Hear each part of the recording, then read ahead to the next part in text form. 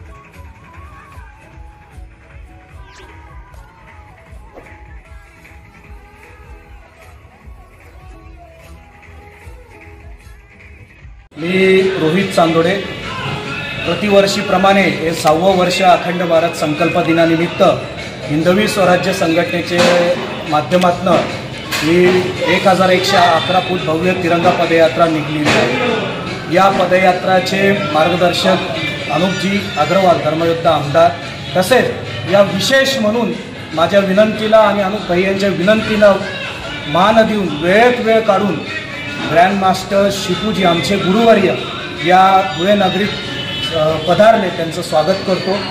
आणि या कार्यक्रमाचं सगळ्या धुळेकर जनतेला आकर्षण होतं शिपूजींमुळं, आणि सर्व धुळेकर जनतेने भरभरून प्रेम दिलं, त्याबद्दल सर्वांचं धन्यवाद।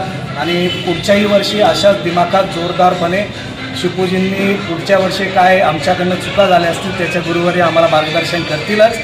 तरी सर्व धुळेकरांचे आभार आणि गुरुवर्यांचे सुद्धा आभार। तर जनतेच्या व शाळकरी विद्यार्थ्यांचे खास करून आभार। रोजच्या ताज्या घडामोडींसाठी आवाज टीव्हीला सबस्क्राईब करा आणि बेल आयकॉन प्रेस करा।